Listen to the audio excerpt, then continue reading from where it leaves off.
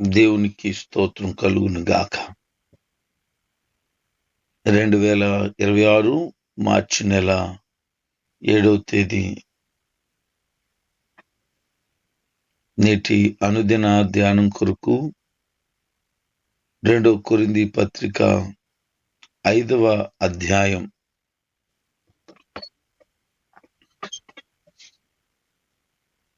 శాశ్వతమైనదేంటో శాశ్వతము కానిదేంటో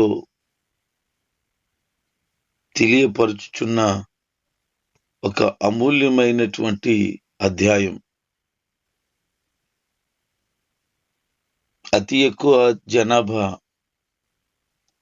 ఒకటే ఆలోచన, ఈ భూమి శాశ్వతము అని భావిస్తూ ఉన్నారు.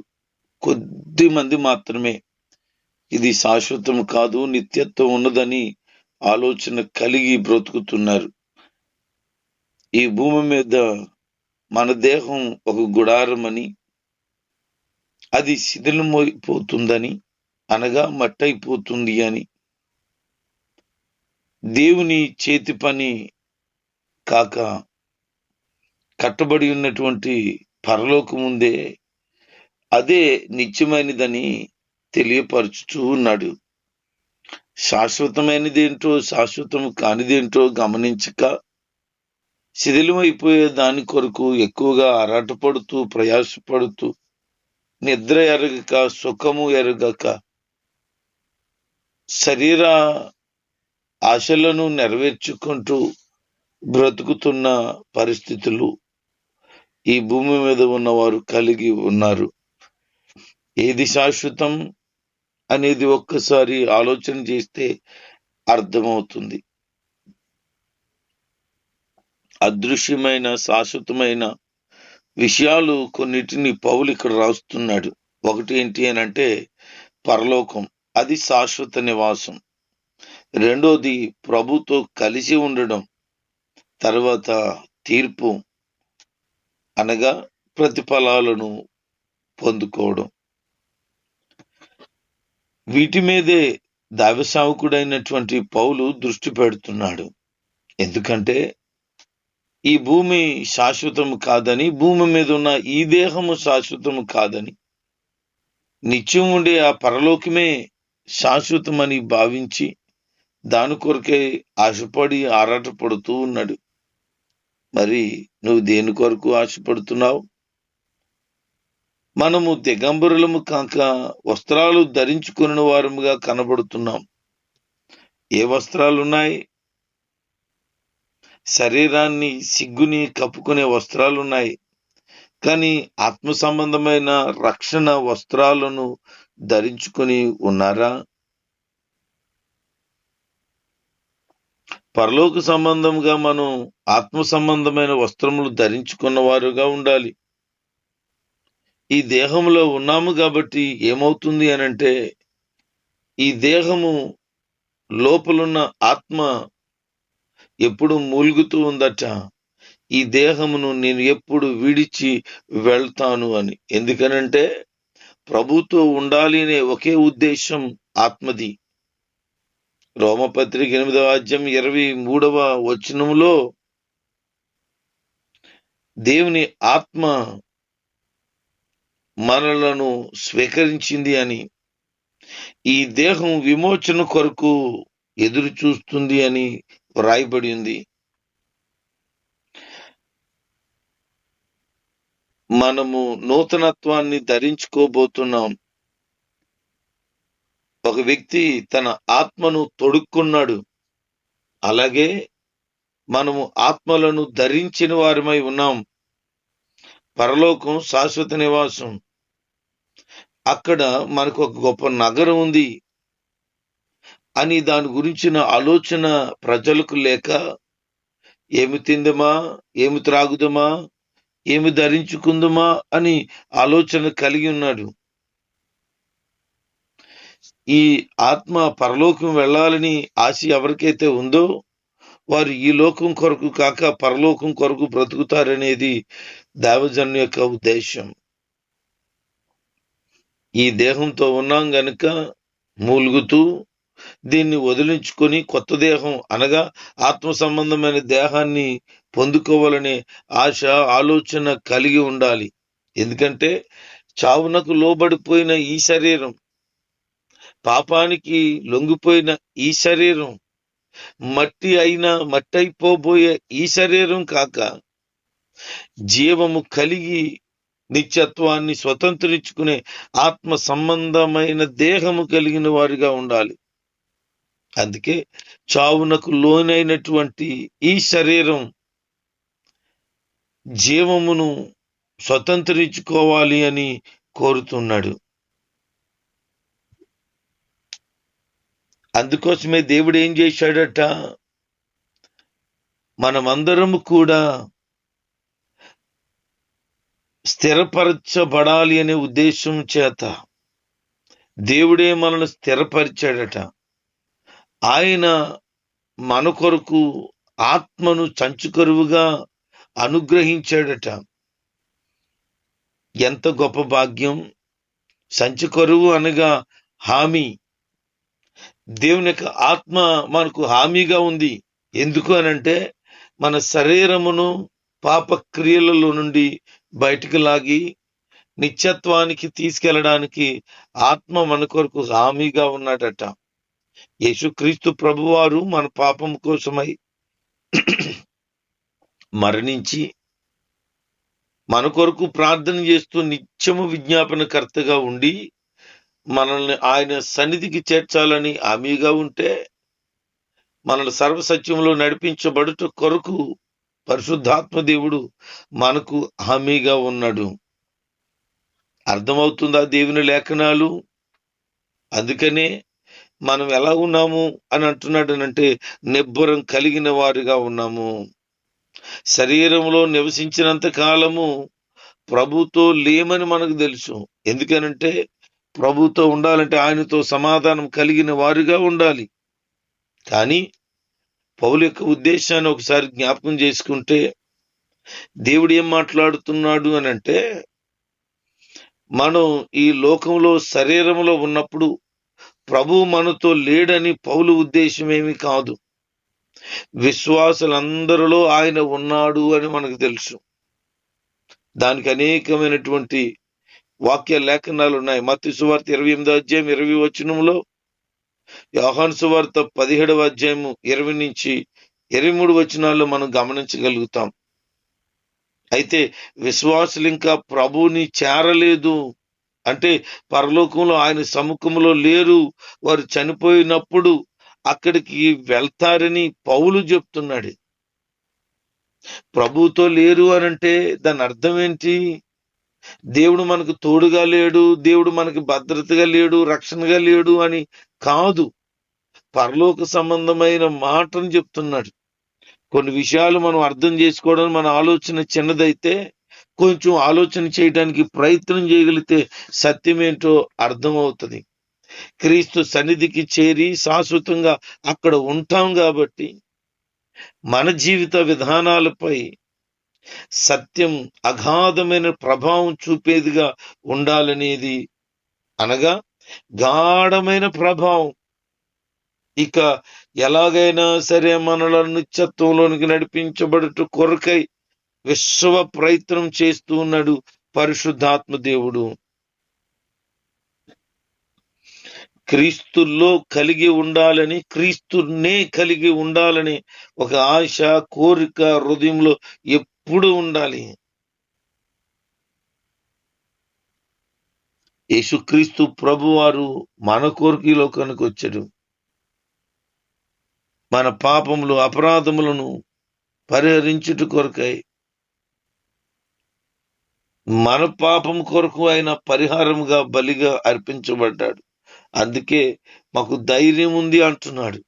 ఎందుకు? ఈ దేహముతో ఉన్నంత కాలం ఆయనకు దూరంగా ఉన్నా, ఈ దేహంను విడిచిపెట్టిన తర్వాత ప్రభుతో ఉండబోతున్నామనే ధైర్యం కలిగి ఉన్నాం. దేహమును విడిచిపెట్టినా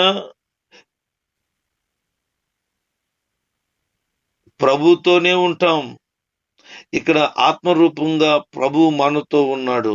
అందుకే దేహమందున్నను దేహము విడిచినను ఆయనకు ఇష్టలమై ఉండాలని నేను అపేక్షిస్తున్నాను. ఎందుకంటే ప్రతి వాడు తాను జరిగించినటువంటి క్రియల నిమిత్తం అవి చెడ్డవైనా మంచివైనా ఒక దినాన ప్రభు ఎదుట ప్రతిఫలము పొందబోతున్నాడు. మనందరం కూడా క్రీస్తు న్యాయపీఠం ఎదుట నిలబడబోతున్నాం. ప్రియులారా, నువ్వు ఏ ఏ పనులు చేసావో, ఎటువంటి వెకిలి వేషాలు వేసావో, శరీర ఇచ్చలు నెరవేర్చుకుంటూ ఎలాంటి అసహ్యమైన బ్రతుకు బ్రతికేవో, అది భక్తి చేసి ప్రార్థనలో, విశ్వాసంలో, సన్నిధిలో, పరిచర్యలో ఎలాగున్న దేవునితో సహవాసం కలిగి ఆయన సేవలో వాడబడ్డావో ప్రతి దానికి ఆయన ఒక దినాన్ని తీర్పు తీరుస్తాడు. నీకోసమే బ్రతికేస్తున్నావు, నేను నా భార్య, నేను నా భర్త, నేను నా పిల్లలు అనే ఆలోచన తప్ప నేను నా దేవుడు, నేను నా దేవుని పరిచర్య, నేను నీ దేవుని కొరకు అనే ఆలోచన ఏమైనా ఉందా నీకు? నీకోసమే బ్రతికేవు, నీకోసమే పోగేసుకున్నావు, నీకోసమే సంపాదించుకున్నావు, నీకోసమే బ్రతుకుతున్నావు. మరి దేవుని కోసం ఎప్పుడు బ్రతుకుతావు? దేవుడి కోసం ఎప్పుడు ఖర్చు పెడతావు? దేవుడి కోసం ఎప్పుడు ఖర్చు అవుతావు? దేవుడి కోసం ఎప్పుడు నిలబడతావు? బ్రతుకాలం అంతా కూడా నీకోసమే నీకోసమే నీకోసమే అయిపోతుంది. ఆయుష్ అయిపోతుంది, ప్రభు రాకడ వచ్చేస్తుంది, అంతా ఉన్నది తరిగిపోతూ మైనస్ లోనికి వెళ్ళిపోతుంది జీవితం. ఆయన కొరకు పని చేసింది కనపడతలేదు, ఆయన కొరకు బ్రతికింది కనపడతలేదు, ఆయన కొరకు నీతివంతమైన బ్రతుకుతూ ప్రజలకు సాక్షిగా ఉండడం కనబడటం లేదు. ఇంకెప్పుడు నీ నీ నీ అనే నీ స్వార్థమే బ్రతికింది. నా కోసమేనే బ్రతుకుతున్నావు. జాగ్రత్త, లెక్క చెప్పాల్సిన రోజు ఉంది. దేవుడు డొక్క చేల్చాల్సిన సమయం నీకు ఆసన్నం అవుతుందని గుర్తుపెట్టుకో. ఉన్నదంతా ఉన్నవారంతా అంతా నీ కోసమైతే మరి దేవుని కోసం ఏం చేశావు? ఆదివారం మందిరానికి వెళ్ళడం కష్టం, ప్రత్యేక ప్రార్థనకి వెళ్ళడం కష్టం, సువార్త అంటావా నెత్తి మీద కుంపడు పెట్టినట్లుగా ఫీల్ అవుతావు. దేవుని పని కొరకు ఏదైనా ఇద్దామనుకున్నా, బాబోయ్ నాకే బోల్డని అప్పులు అవసరతలు ఉన్నాయి, ఇక దేవుడి కొరకు ఈ రూపాయి ఇచ్చేస్తే ఎలాగని ఆలోచన చేస్తావు. మనం గంట సేపు మోకరించి ప్రార్థన చేయలేవు. వారంలో ఒక్కరోజు కడుపు మార్చుకుని దేవుని సన్నిధిలో ఉపవాసం ఉండలేవు. పరలోకం పోతావా? పరలోకం పోదామని ఆశే ఏం చేసావు? ఇక్కడ వెళ్తావు, న్యాయపీఠం ఎదుట నిలబడతావు. అప్పుడు ఎక్కడ పడతావు? తండ్రి చేత ఆశీర్వదించబడిన వారులారా, మీకోసం సిద్ధపరచబడినటువంటి పరలోకం స్వతంత్రించుకోండి అంటాడు. నా తండ్రి చేత శపించబడిన వారులారా, మీకోసం అపవాదికి ఏర్పాటు చేయబడిన నిత్య నరకాగ్నికి వెళ్ళిపోమని చెప్తాడు. ఆ రోజు కొరకు ఎదురు చూడు. చాలా మందికి అటకారం ఎక్కువైపోతుంది. పిచ్చి పట్టిందా దేవుని కొరకు అంటూ అలాగ తెగ ప్రయాస పడిపోతున్నారు అని కొంతమంది గురించి, నాలాంటి వారి గురించి అనుకుంటున్నారు. పిచ్చి పట్టడం కాదు పిచ్చోళ్ళారా. పరలోకంలో పోగేసుకోవాలంటే ఇక్కడ ప్రభు కొరకు ఖర్చు పెట్టాలా, ఇక్కడ ఖర్చు అవ్వాలి. ఇక్కడ ఖర్చు అవ్వకుండా, ప్రయాసపడకుండా, చెమటోడ్చకుండా, ఇక్కడ ఆయన కొరకు పనికి రాకుండా పరలోకంలో ఏముంటది? తాటాకులు పాకు కూడా ఉండదు నీకు అక్కడ. నిలువరమైన నివాసములు కలిగి ఉన్నాయని, రత్నాలతో, వజ్రాలతో, మణులతో, మాణిక్యాలతో, విలువ కలిగినటువంటి వాటితో పొదిగించబడిన సుందర భవంతులు ప్రభు సిద్ధం చేస్తున్నాడని, దానికి ప్రతిఫలం అక్కడ పొందాలి, అది పొందాలి అనంటే ఈ భూమి మీద వారి కొరకు ప్రభు కొరకు బ్రతకాలని ఆలోచన లేదు. ఒక దినాన్న పరలోకం వెళ్ళిన తర్వాత ఏదో మూలం ఉంటావో, నీకోసం సుందరమైనటువంటి భవంతులు ఎదురు చూస్తున్నాయే, వాటిలో ఉంటావో. ఈ భూమి మీదే తేలిపోతుంది. ఇక్కడ కొరకు తెగ ఆరాట పడిపోతున్నావు. అవసరం లేదు. ఆరాట పడే కదా బీపీ తెచ్చుకుంటున్నావు, ఆరాట పడే కదా షుగర్ తెచ్చుకుంటున్నావు, ఆరాట పడే కదా రకరకాలైన జబ్బులన్నీ తెచ్చుకుంటున్నావు. ఎవరి కోసం? దేనికోసం? నిత్యత్వం కొరకు ఏమైనా చేస్తున్నావా? ప్రభుతో ఉండాలనే ఆశ ఏమైనా నీ హృదయంలో మెదులుతూ ఉందా? ఆలోచన చేయి మరి. నీ సమయం ఏ రోజో తెలీదు, నా సమయం ఏ రోజో తెలీదు. ఆ తెలియబడదు కనుక ఇదే చివరి రోజు అయితే, ఇదే ముగింపు దినం అయితే, ఈ రోజే ప్రభు వస్తే ఏంటి? ఇంకా రాలేదులే, ఇంకా నేను పోలేదులే అని అనుకుంటున్నావు. కానీ ఒకవేళ అయితే ఏంటి?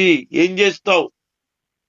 ఇంకా సరిచేయబడలేదు, ఇంకా పాపం ఒప్పుకోలేదు, ఇంకా పశ్చాత్తాపడలేదు, ఇంకా అపవిత్రత నుంచి బయటపడలేదు, భక్తిలోనికి రాలేదు, విశ్వాసంలో నిలబడలేదు, దేవుని కొరకు పని చేయలేదు, ఏదీ లేదు. ఏదీ లేని బ్రతుకు అక్కడికి వెళ్ళి ఏం చెప్పుకుంటావు? నీకోసం నేనేం చేశాను? పాట పాడేస్తున్నారు ఈ మధ్యలో, చాలా చాలా బాగా పాడేస్తున్నారు, అద్భుతమైన రాగాలు తీస్తున్నారు. ఏం చేశానయ్యా నీ కోసం అని సిగ్గే లేదు వాళ్ళకి పాడడానికి. ఏం చేశానయ్యా నీ కోసం అని ఆయన అడుగుతా పెట్టి, నీకు అర్థం అవ్వలేదా నువ్వేం చేసావు ఏం చేయలేదో? నేను నీ కోసం ఇది చేశానయ్యా అని చెప్పు. అది ఏం చేశానయ్యా నీ కోసం ఈ బ్రతుకు ఇచ్చావని. ఇంకా ఏం చేయకపోతే, ఇప్పటికన్నా ఏం చేయకపోతే, ఒక ఆత్మనన్నా సంపాదించకపోతే, కొంచెం కూడా ఆయన కొరకు శ్రమ పడకపోతే, కొంచెం కూడా ఖర్చు పెట్టకపోతే, కొంచెం కూడా నువ్వు ఖర్చు అవ్వకపోతే పాట ఎందుకు పాడతావు? సిగ్గు లేకుండా పాట పాడడానికి నీకు అర్హత లేదు. అది పశ్చాత్తాపంతో ఎవరో పాడుకున్న పాట. నువ్వు ఆనందంతో మ్యూజిక్ బాగా కొడుతుంటే ఎంజాయ్ చేస్తూ పాడతావు. ఏం చేశానయ్య నీకోసం, ఏం చేశావు?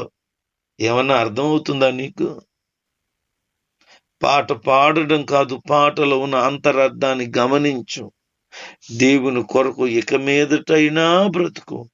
అనేక మందిని ప్రభు కొరకు బ్రతికించు. నా ప్రభు ఆశపడుతున్నాడు నీకు ప్రతిఫలం ఇవ్వాలని. పౌలు గారు అంటారు, నా పరుగు కడముట్టించాను, నా కొరకు నీతి కిరీటము ఉంచబడి ఉన్నది. ఆహా, ఏమి ధన్యత అండి. ఆయన డిసైడ్ అయిపోయాడు. ఆయనకి అర్థమైపోయింది. అప్పటికి ఇంకా చనిపోలేదు, చనిపోవడానికి ముందే ఆయనకి తెలిసిపోయింది, నా కోసం నీతి కిరీటం ఉంది, నా పరుగు కడముట్టించాను అని. ఎలా చెప్పగలుగుతున్నాడు? విశ్వాసం ద్వారా ఆయన పడిన ప్రయాస ఆయన హృదయంలో ఒక నిశ్చయిత కనబడుతుంది, తెలిసిపోతుంది. మరి నీకు అటు ఆలోచన ఏమైనా ఉందా? అటు ధైర్యం కలిగి ఏమైనా చెప్పగలుగుతున్నావా? అందుకే మేము ప్రభు విషయమై భయం కలిగి మనుషులను ప్రేరేపించుచున్నాము. దేవుని ఎదుట మనం ప్రత్యక్షం కావాలని,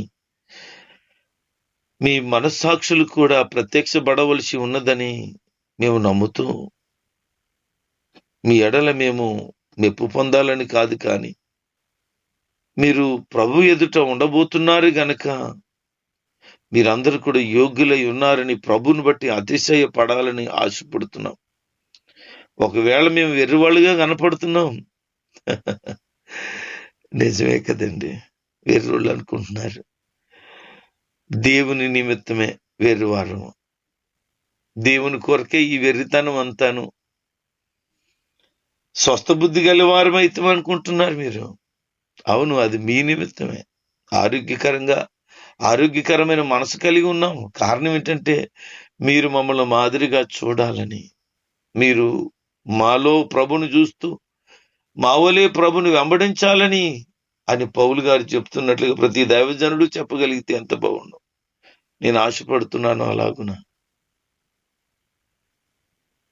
ఈ మాట నన్ను ఎంతో బలపరుస్తుంది. దేవుని కొరకు వెర్రివారు అవ్వడం ఎంత ధన్యత. పిచ్చిపడింది, ఎరిపడింది, ఏదోలాగా ఏంటి ఏంటి ఏంటి బుర్ర పని చేయట్లేదా? అది ఇది అది ఏంటి? దేవుని కొరకు, దేవుని కొరకు, దేవుని కొరకు మిమ్మల్ని పరిగెట్టండి అంటే మేము మా కొరకు ఉంటాం. ప్రయాసపడంటే మా కొరకు. మరి దేవుని కొరకు మేము చేస్తే పిచ్చి అవుతుంది, మేము చేస్తే వెర్రితనం అవుతుంది. మరి మీరు దేవుని కొరకు అలా ఉండొద్దు. ఆలోచన చేయండి. క్రీస్తు ప్రేమ మమ్మల్ని బలవంత పెడుతుంది అంటున్నాడు. ప్రభు సన్నిధిలో ప్రార్థన చేసి అడుగుతున్నాను, ప్రభువా ఏంటి ఇలాంటి మనసు నాకు ఇచ్చావు? అందరూ వ్యతిరేకంగా పనిచేస్తున్నా, అందరూ కొన్ని పర్యాయాలు వద్దు, ఇలాగొద్దు, అలా చేయకూడదు అని అంటున్నా, ఎందుకయ్యా నన్ను బలవంత పెడుతున్నావు అని రాత్రి ప్రభుని అడిగాను. ఎందుకు నాకే ఇలాంటి మనసు, ఎందుకు నాకే ఇలాంటి తపన, ఆరాటం ఉందయ్యా అని అడిగాను ప్రభుని. వాక్య ధ్యానంలో నాకు అర్థమైంది, నేను ఆయన నిమిత్తం వెర్రివాడిని కనుక వెర్రోని అందరూ అలాగే చూస్తారు కదా. నాకు అర్థమైంది వాక్యాన్ని బట్టి. అందరి కొరకు మన ప్రభువే మరణించి ఉంటుండగా, మరణాన్ని జయించి తిరిగి లేచిన యేసు క్రీస్తు ప్రభు కొరకు మనం ఇక మీదట బ్రతకాలనే ఒక ఆలోచన పౌలు గారు చెప్తున్నాడు. నిజమే, ఇప్పటి వరకు మన కొరకు, నా కొరకు నేను బ్రతికేనేమో, ఇంకా ఇంకా ఇంకా ప్రభు కోసం పూర్తిగా బ్రతకలేకపోతున్నానేమో. ఈ బ్రతుకు ఇచ్చాడు కనుక ఈ బ్రతుకును ప్రభు కొరకే వినియోగించాలి అని మరింత విశ్వాసంలో బలపరచబడితేని. ఎందుకంటే క్రీస్తులో ఎవరైతే ఉంటారో వారు నూతన పరచబడిన అనుభవంలో ఉంటారు. పాతవన్నీ గతించిపోయాయి, పాత దరిద్రపు పరిస్థితులన్నీ గతించిపోయి నూతనత్వాన్ని మనం స్వతంత్రించుకొని ఉన్నాం. అందుకని శరీర సంబంధమైన మనసు కాక ఆత్మ సంబంధమైన మనసు కలిగిన వారి వలె దేవుని వలె మనము కూడా మార్చబడటానికి ప్రయత్నం చేయాలి. ఆయనలో మనల్ని సఖ్యపరుచుకుంటున్నాడు, ఆయనతో ఉండినట్లుగా సమాధానపరుచుకుంటున్నాడు. దేవునిలో ఉండగలిగితే లోక సంబంధమైన వాటన్నిటిని దూరపరుచుకొని అక్రమాలు, మోసాలు, అపవిత్రత, చెడు తను అంతటిని దూరం చేసుకొని ప్రభుకి దగ్గరగా ఉంటాం. అందుకని పౌలు గారు అంటున్నారు, మేము క్రీస్తుకు రాయబారులమై ఉన్నాము. దేవుడు మా ద్వారా చెయ్యదలిచినటువంటి దైవికమైన కార్యాన్ని చేయట కొరకై ఆయన ప్రత్యక్షతలో ఆయనతో సమాధాన పరచబడిన వారుగా మీరు కూడా ఉండాలని మేము బ్రతిమలాడుకుంటున్నాం. మనము దేవుని నీతి అగునట్లుగా, మనము నీతిమంతులుగా మార్చబడునట్లుగా మన కొరకు యేసు క్రీస్తు ప్రభు వారు పాపముగా చేయబడ్డాడు. అంటే దేవుడు ఆయన్ని పాపంగా చేశాడు అని కాదు, లోకమంతటి పాపములను ఆయన మీద మోపాడు అని దాని ఉద్దేశం. 4 విషయాలు చెప్తున్నాడు. యేసుక్రీస్తులో పాపం లేదు, క్రీస్తులో పాపం లేదు. యోహాను సువార్త 8వ అధ్యాయం 46వ వచనం, హెబ్రీ పత్రిక 4వ అధ్యాయం 15వ వచనం, 1 పేతురు 2వ అధ్యాయం 22వ వచనం, 1 యోహాను 3:5లో ఆయన పాపం లేని వాడుగా ఉన్నాడు. రెండవ విషయం, దేవుడు ఆయన్ను పాపముగా చేశాడు. అంటే లోకమంతటి పాపాలను ఆయన మీద మోపాడు. ఆయన దోషాన్ని, ఆ శిక్షను భరించటానికి ఆయనే పాపమైనట్లుగా దేవుడు పరిగణించాడంతే. మూడోది, ఇది మన కోసం. 1 పేతురు 3వ అధ్యాయం 18వ వచనం, 1 యోహాను 4:10వ వచనం, మన కోసం ఆయన అలాగున మార్చబడ్డాడు. 4వ విషయం, ఇందులో దేవుని ఉద్దేశం ఏమంటే విశ్వాసులు క్రీస్తులో దేవుని నీతి న్యాయాలు కలిగి బ్రతకాలని, వారి నిర్దోషులుగా దేవుడు చేయాలని ఉద్దేశం కలిగి ఉన్నాడు. అందుకని క్రీస్తులో ఐక్యత కలిగి ఉండమని చెబుతున్నాడు. దేవుని నీతి న్యాయాలు మనం కలిగి ఉండగలిగితే, విశ్వాసంలో దేవునితో ఐక్యత కలిగిన వారిగా ఉండగలిగితే, దేవుని ఎదుట క్రీస్తు ఏమై ఉన్నాడు అని విశ్వాసులు కూడా దేవుని దృష్టిలో లెక్కల్లోనికి వచ్చిన వారిగా ఉంటారు. సంఘంలో, సమాజంలో మాదిరికరమైన వారిగా ఉంటారు. అందుకని యేసు క్రీస్తు మన కొరకు పాపిగా చేయబడి మరణించి మృత్యుంజయుడిగా తిరిగి లేచి మరలా రాబోతున్నాడు. ఆయన రాకడ కొరకు మనం సిద్ధపడుతూ అనేక మందిని సిద్ధపరచవలసిన వారిగా ఉన్నాము. ఆయన కొరకు బ్రతుకుదాం, ఆయన కొరకు అనేక మందిని బ్రతికించుదాం.